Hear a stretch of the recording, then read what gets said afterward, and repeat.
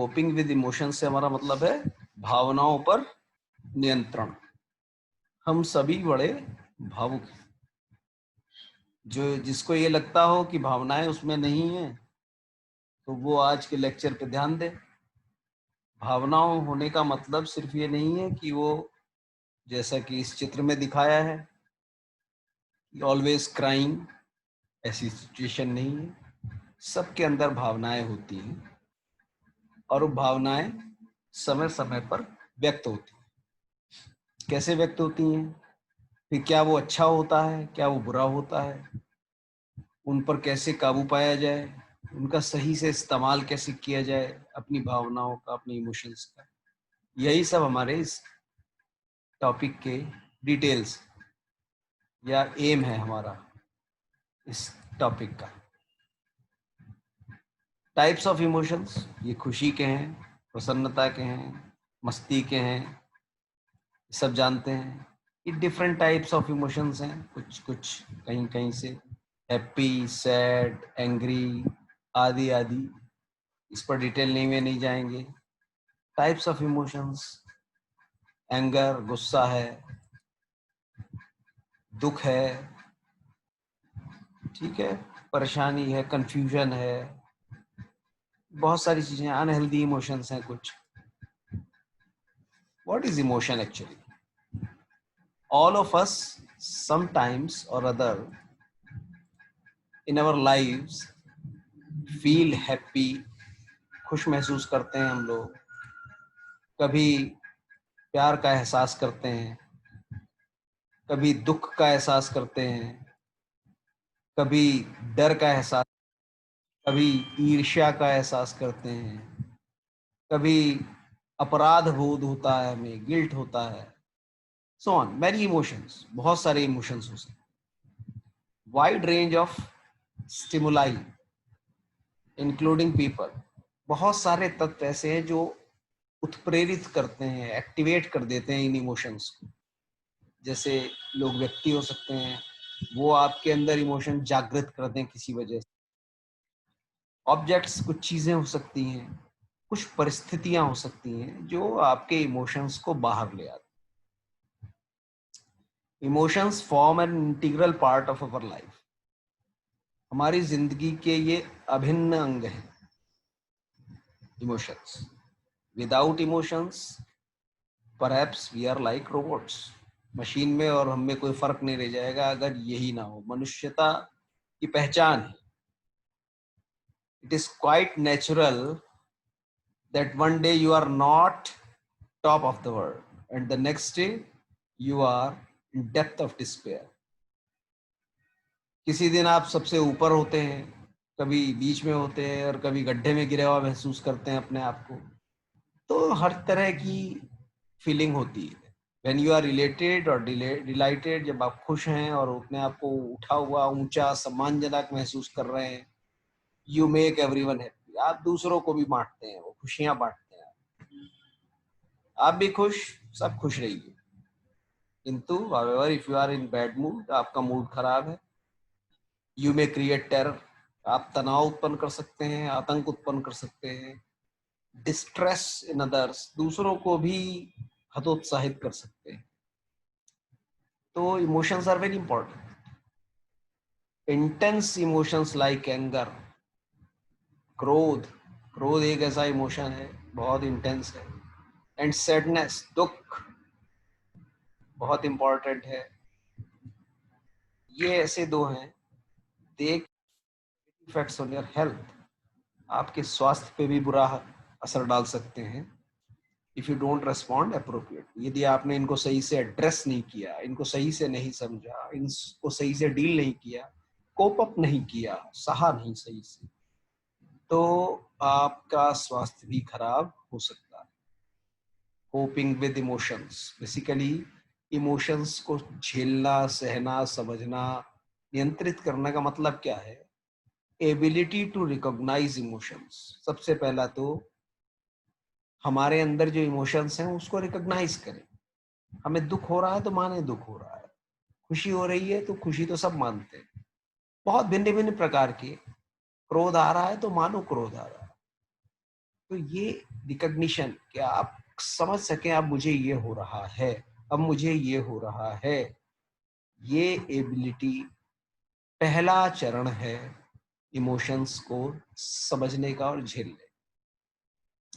Being aware of how emotions influence behaviour, ये भी जानकारी होनी चाहिए इस स्किल में। अगर कोपिंग ऑफ इमोशन या कोपिंग विद इमोशन स्किल है जो WHO ने डिफाइन की है, तो बेसिकली उस व्यक्ति में अच्छी मानी जाएगी जो अवेयर है इस बात के लिए कि ये जो मेरा इमोशन है ये किस तरह से लाएगा, मेरा व्यवहार किस प्रकार बदल सकता है। पहले ही आदमी अवेयर हो जाए और उसको नियंत्रित करने का कोशिश तब कर सकता है। Being able to respond to emotions appropriately, तीसरा स्टेप है पहले रिकॉग्नाइज करें, फिर कैसे इन्फ्लुएंस करेगा व्यवहार को वो जाने, और तीसरी स्थिति है कि अब रेस्पॉन्ड करें कि अब इमोशन को डील कैसे करना, step by step.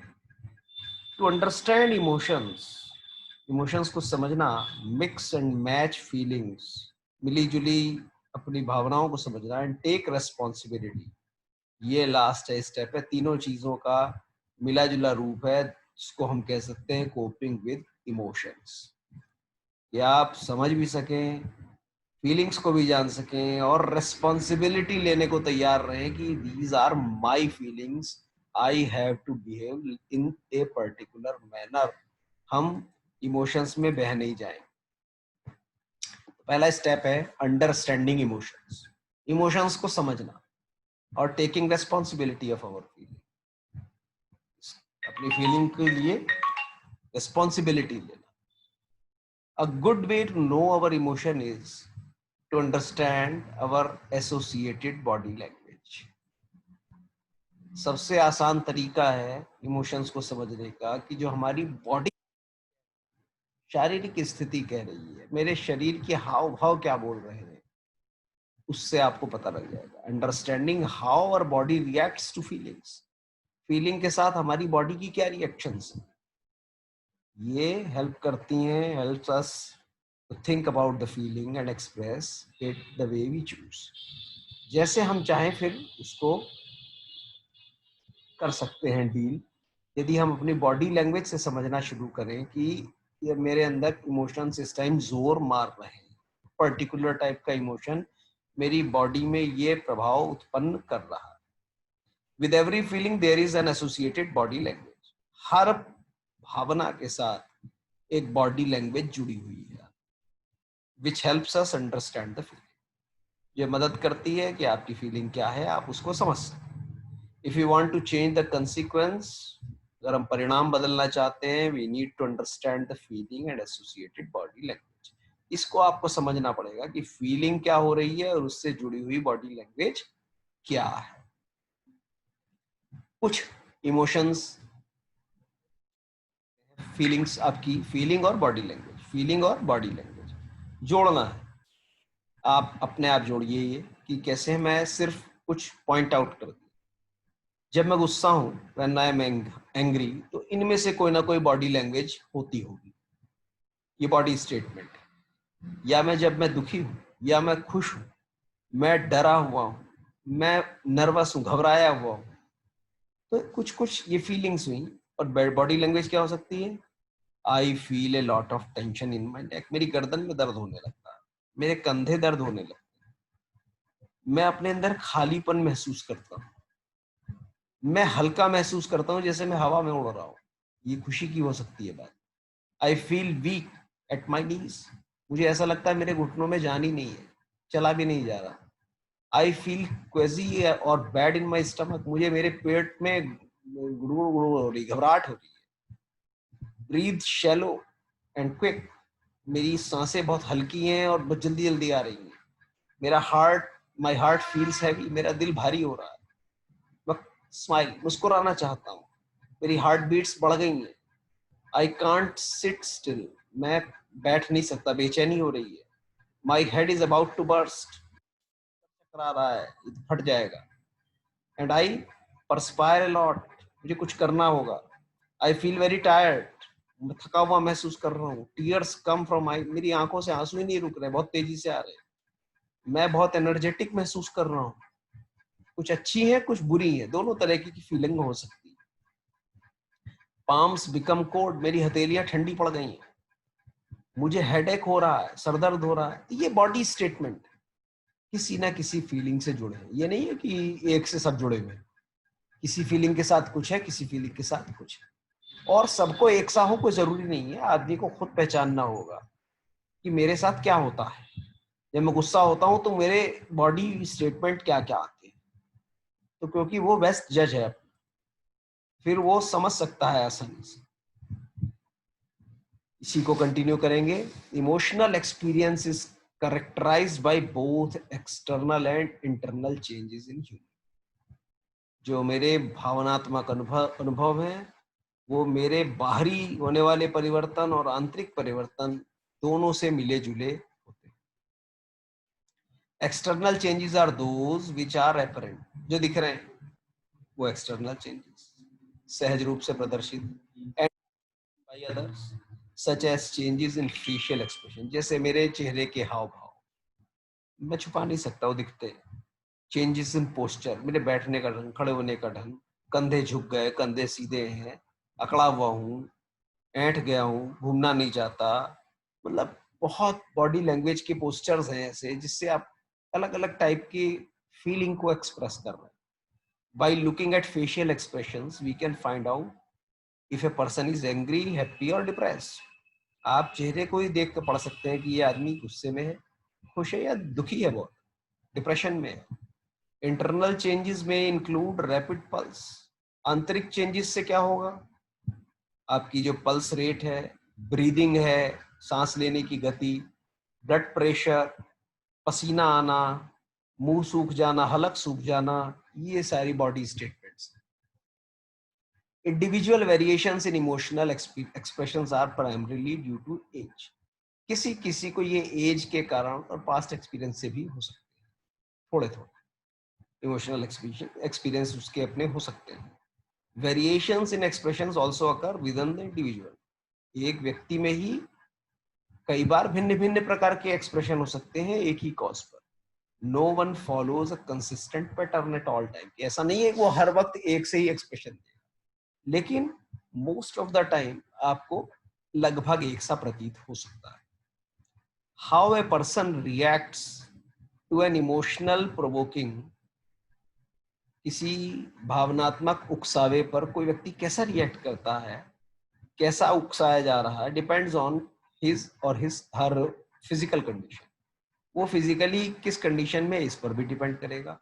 On the interests and activities that are preoccupying with him, वो किन चीजों में इस टाइम उलझा हुआ है, क्या कर रहा है, उसका इस टाइम इंटरेस्ट किस चीज में, मूड क्या है, इस पर डिपेंड करेगा। On her mood, his mood, और सोशल ग्रुप, किस ग्रुप में है जहां पर ये हो रहा है। घटनाक्रम में सारे फैक्टर्स इन्वॉल्व हो जाएंगे। The event may be the same, वो घटना सेम ही हो सकती है, but we have different ways of responding to the same, लेकिन रेस्पॉन्स अलग अलग टाइम में हमारा ही शायद अलग अलग हो सकता है। Also the same person may respond to a similar situation differently at different times. वही जो मैंने कहा कि डिफरेंट टाइम में, डिफरेंट समय में व्यक्ति अलग अलग ढंग से व्यवहार कर सकता है। There is a difference between positive and negative ways of expressing feelings. अब यहां पर डिफरेंस शुरू हो गया कि जो रिएक्शन हो रही है इमोशंस, फीलिंग्स के कारण, ये फीलिंग का जो बाहर निकल के आ रही है बॉडी से, उसमें एक पॉजिटिव तरीका हो सकता है और एक नेगेटिव तरीका हो सकता है। एग्जाम्पल के लिए, if person was angry, negative expression would be throwing someone और ब्रेकिंग इट। मतलब एक आदमी को गुस्सा आ रहा है तो वो ये कर सकता है कि कुछ उठा के फेंक दे, तोड़ दे। जबकि पॉजिटिव एक्सप्रेशन ये हो सकता है कि he would be talking about the problem without losing control, कि अपना नियंत्रण वो नहीं खोता है और वो बात करना चाहता है। मुझे गुस्सा तो आ रहा है मगर मैं आपसे बात करने के लिए तैयार हूँ, बताइए आप क्या कहना चाहते हैं। Managing emotions can help an adolescent in dealing with an uncontrollable problem. आप सब जिस उम्र में गुजर रहे हैं, ये बिल्कुल लर्निंग टाइम है, एडोलसेंट है। आप सबके लिए इमोशंस को सीखना, उसको डील करना बेहद जरूरी है, ये आना चाहिए। तो ये बेहद जरूरी है आपके लिए, इसीलिए ये आपके लिए टॉपिक रखा गया। It can also help in the early stages of coping with the problem. जब कोई प्रॉब्लम होती है, उसको जब आप डील कर रहे होते हैं, तो उसकी शुरुआती अवस्थाओं में बहुत समस्याएं आती हैं, फीलिंग्स बदलती रहती हैं। तो ये बहुत आवश्यक है कि आप उस टाइम इन चीज़ों को, अगर आपने प्रैक्टिस की हुई है, ये आर्ट, ये स्किल, तो आप अच्छे से डील कर पाएंगे प्रॉब्लम को। Another way of dealing with difficult situations is to find meaning of the experience. एक तरीका ये हो सकता है, अब ये है फीलिंग सेफली वाली बात है, कि जो अपनी फीलिंग्स आ रही हैं उनको सेफली कैसे एक्सप्रेस करें। ठीक है, तो आप ये अगर अपने आप को समझाएंगे कि मैं सीख रहा हूँ, अभी मैं सीख रहा हूँ कि प्रॉब्लम से कैसे डील किया जाता है, तो ये एक लर्निंग मोड हो जाएगी आपकी। आप कभी फिर उस एक अपने आप को ही एंगेज है, मैं इससे डील कर रहा हूँ, अभी तो मैं सीख रहा हूँ, it is happening to me first time, तो मैं देखता हूँ मैं क्या कर पाऊंगा, अच्छे से अच्छा करने की कोशिश करूँ। और फिर आप ये भी सोचें कि डिफिकल्ट सिचुएशन में मुझे कुछ अनुभव होगा, मैं कठिन परिस्थितियों में हूँ, इस परिस्थिति से गुजर रहा हूँ, इमोशनल ट्रॉमा है इस टाइम मेरे साथ, लेकिन it is first time, learning mode है मेरा, और I will gain some experience. It helps if one can see that something good is coming out of the problem, it will help. अगर आदमी ये आउटलुक बना ले कि इस प्रॉब्लम से कुछ अच्छा होगा, मेरे लिए हल हो जाएगी, तो इमोशन सेफली एक्सप्रेस हो गया। Friends can help each other, इसमें तो कोई डाउट नहीं है, इन मैनेजिंग नेगेटिव इमोशंस। आपके दोस्त आपकी मदद कर सकते हैं नेगेटिव इमोशंस को डील करने में, but one should share his और her feeling only with those friends. उन्हीं के साथ शेयर करो अपनी फीलिंग्स हु आर अंडरस्टैंडिंग, जो आपको समझते हैं, ट्रस्टवर्दी, विश्वसनीय है, और कैन मेंटेन कॉन्फिडेंशियलिटी, आपकी गुप्त बातों को गुप्त ही बनाए रखेंगे।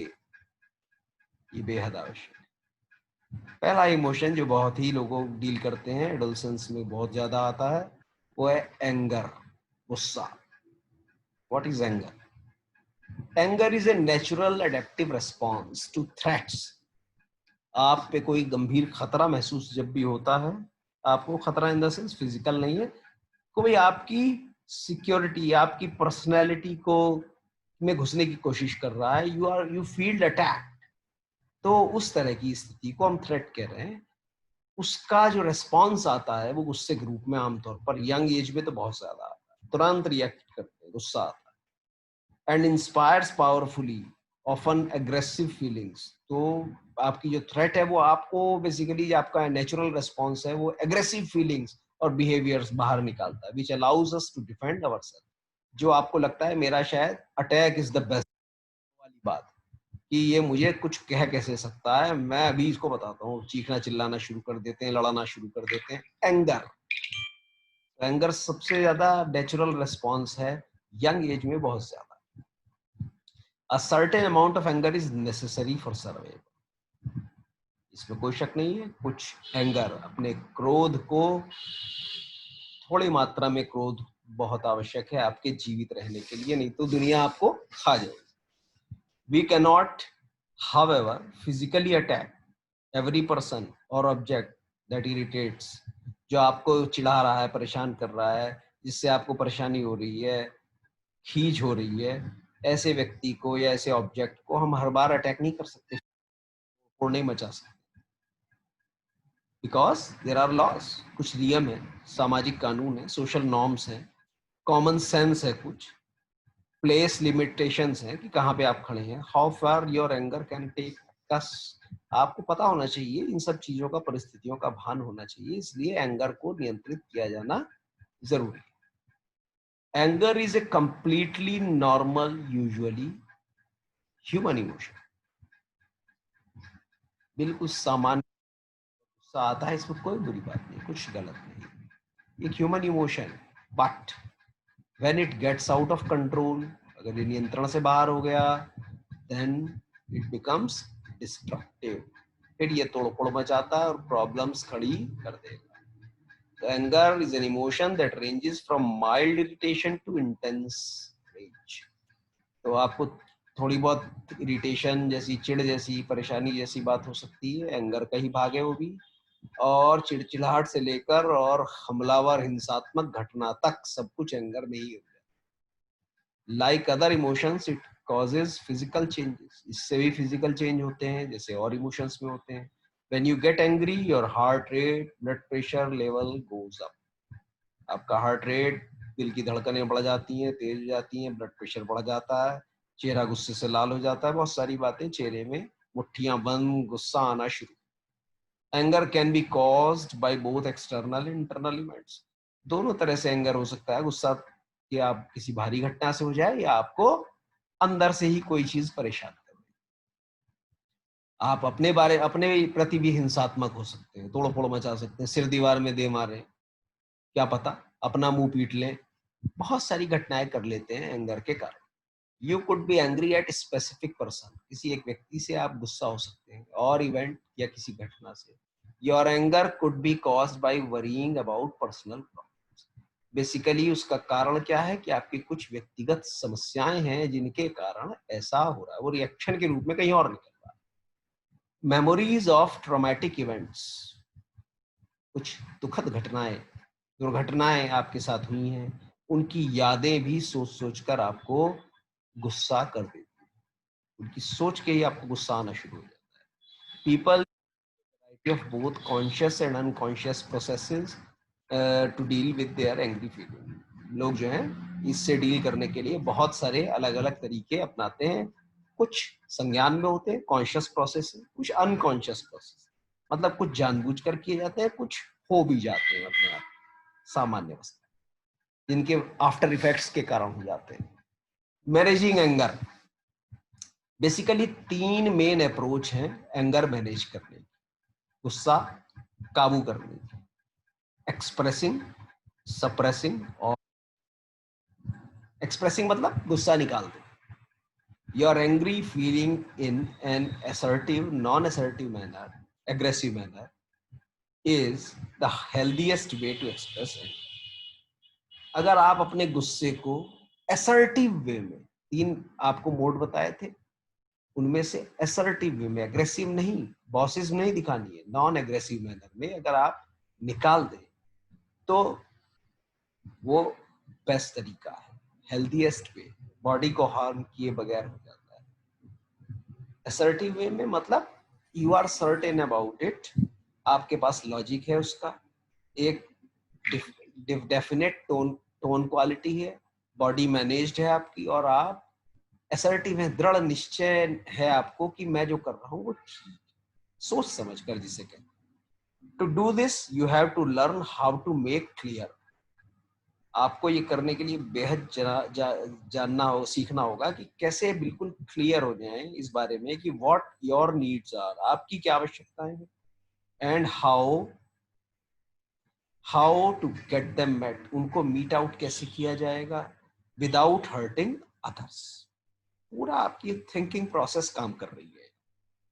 आपको अपनी आवश्यकता पता है जो मीट आउट करनी है, क्यों नहीं हो पा रही है वो भी पता है, और इसको मीट आउट कैसे किया जा सकेगा, किया भी जा सकेगा या नहीं किया जा सकेगा, तो बिना किसी दूसरे को नुकसान पहुंचाए आप इस काम को कर देंगे। बीइंग असर्टिव, बीइंग पुशी और डिमांडिंग। असर्टिव का ये मतलब नहीं है कि आप जबरदस्ती बाजी में आ जाए कि मुझे तो करना ही है, या मेरी डिमांड है, मुझे तो बस करना ही है, मुझे तो चाहिए ही, ऐसा। तो ये एग्रेशन बहुत ज्यादा नहीं है, असर्टिव होना है। एग्रेशन मतलब है जैसे किसी बच्चे को कुछ चाहिए, छोटे से बच्चे में देखो तो खिलौना मांग रहा है, माँ बाप नहीं दिला रहे, उसको गुस्सा आना शुरू होगा, फैल जाता है, वो तोड़ फोड़ मचा देता है, दीवार में सर मार लेता है। तो ये वो एग्रेशन को, अपने एक्सप्रेशन को एग्रेसिव वे में निकाल रहा है, because he can not be assertive, वो इतना लॉजिकल नहीं है चीजों के बारे में। जैसे जैसे हम सीखते हैं, बड़े होते जाते हैं, एडोलसेंस में आते हैं, तो हमें अपना बचपना छोड़ना होगा। बचपना छोड़ने का मतलब यही है, you have to be assertive rather than aggressive और डिप्रेसिव। मतलब ना तो डिप्रेस हो ना एग्रेसिव हो। It means being respectful of yourself and other. इसका मतलब यही है असर्टिव का आप अपना भी सम्मान बचाए रखें और दूसरे के भी सम्मान को समझें। दूसरा तरीका है suppressing. Suppressing is anger can be held in by not thinking about. आप उसको अंदर ही दबा, मैं इसके बारे में सोचूंगा ही नहीं, मुझे गुस्सा आ रहा है, मैं इस विषय को बदलता हूँ, मैं सब्जेक्ट चेंज करूँ बस। Else focusing on something positive. और फोकस भी कहाँ कर रहा है, किसी और पॉजिटिव चीज में, ऐसी चीज पर जो मुझे खुशी देती है, उस पर ध्यान दूंगा। मुझे ये डिप्रेसिंग बात नहीं सोचनी, इससे मुझे गुस्सा आता है, तो मैं अपनी खुशियां ढूंढूं, मैं खुशियों की चीज में अपना दिमाग लगाऊं। The purpose is to convert your anger into more constructive behaviour. आप बेसिकली अपने एंगर को, क्रोध को डाइवर्ट कर, दूसरी तरफ डाइवर्जन कर रहे हैं कंस्ट्रक्टिव बिहेवियर, ताकि जब कंस्ट्रक्टिव बिहेवियर इसलिए जरूरी है कि उसके रिजल्ट्स आने से you will be feeling satisfied. If anger is not allowed out, अगर ये बाहर नहीं निकला, it can cause physical and emotional harm. तो यह आपको फिजिकली भी हार्म करेगा, शारीरिक बीमारियां हो जाएंगी, या इमोशनली आप कमजोर होते चले जाएंगे। Anger turned inward may cause hypertension. आपने इसको अंदर ही घुसा दिया वापस, कुछ कहीं और कंस्ट्रक्टिव चीज में नहीं लगाया, आपको हाइपर टेंशन हो जाएगी, बीमारी, हाई ब्लड प्रेशर, डिप्रेशन, और पीपल कैन बिकम हॉस्टाइल, या आप अनियंत्रित हो जाएंगे, हिंसक हो जाएंगे, critical, which can negatively affect their relationship.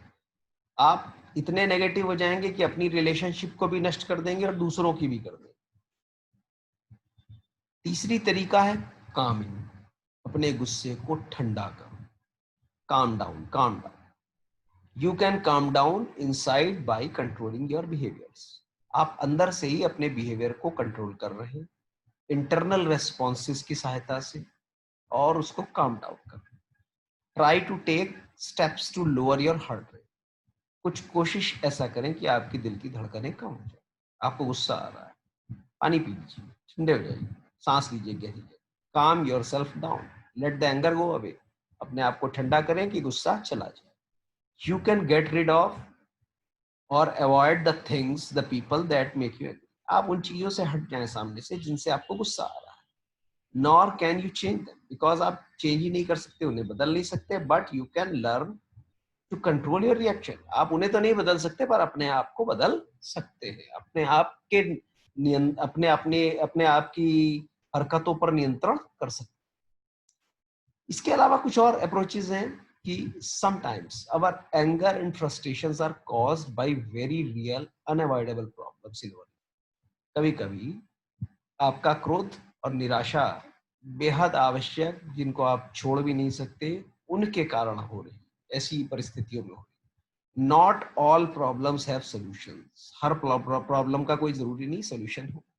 किसी के साथ कोई फिजिकल प्रॉब्लम है तो वो उसके एंगर का कारण नहीं होनी चाहिए, लेकिन वो अपनी फिजिकल प्रॉब्लम पे ही परेशान है कि मुझे तो गुस्सा आता है कि मैं ऐसा क्यों, मैं ये क्यों नहीं कर पा रहा। ठीक है, you have physical problem, you do not have solution to this. In these situations try not to focus on finding the solution. अब आप उसका सॉल्यूशन छोड़ दीजिए, उसको फाइंड आउट मत कीजिए, इस प्रॉब्लम का हल नहीं होगा, but on how to handle the problem. आप प्रॉब्लम को देखें और उस सॉल्यूशन की बात, ये प्रॉब्लम ही ना होती, ये कोई सॉल्यूशन नहीं है, प्रॉब्लम तो ये है, उसको हटाने के चक्कर में मत पड़िए। अब ये देखिए, इस प्रॉब्लम को मैं और कौन से तरीके से हैंडल कर सकता हूं। Make a plan. अगर सभी एग्री करें तो इसको हम कंटिन्यू करेंगे। रेज हैंड करो, हैंड रेज कीजिए, और एक हाथ, 2 3 4, ठीक है। तो अगर ये खत्म हो जाएगा तो मैं फिर से स्टार्ट करूंगा, रीज्वाइन कर लेना, ठीक है। Okay, down down. तो अपना प्लान बनाएं, check your progress along the way. Plan बनाइए और अपनी प्रोग्रेस को भी चेक करते रहिए कि जो मेरा प्लान था वो काम कर रहा है या नहीं कर रहा। ट्राई योर बेस्ट, अपना बेस्ट दीजिए, but do not punish your self. अपने को दंडित नहीं कीजिए, कोई लाभ नहीं। मूर्खतापूर्ण होता है। If an answer does not come right way, अगर उसका आंसर नहीं मिल रहा है, तुरंत नहीं आ रहा है, और या तुरंत आप उसका हल नहीं निकाल पा रहे हैं, तो अपने आप को दंडित करने से कुछ भी हासिल नहीं होने वाला। If you can approach the problem with your best intentions and efforts and make a serious attempt to face it, आप प्रॉब्लम को सही ढंग से ट्राई कर रहे हैं, आपकी इच्छा है, मानसिकता है, आपके प्रयास हैं उस दिशा में, सीरियस अटेम्प्ट कर रहे हैं, you will be less likely to lose patience. तो आपको धैर्य भी आपका बना रहेगा और आप गुस्सा भी नहीं आएगा आपको ज्यादा। Even if the problem does not gate solve, अगर प्रॉब्लम सॉल्व भी नहीं होती तो भी आपको गुस्सा कम आएगा, क्योंकि आपकी अप्रोच में एक सिस्टम, लॉजिक, तो ये बेहद आवश्यक है। अगला कुछ हो सकता है, each time anger is not bad. एक बात और ध्यान देने की कि हर बार एंगर, गुस्सा बहुत बुरा हो ऐसा नहीं है। Often it is a healthy natural response.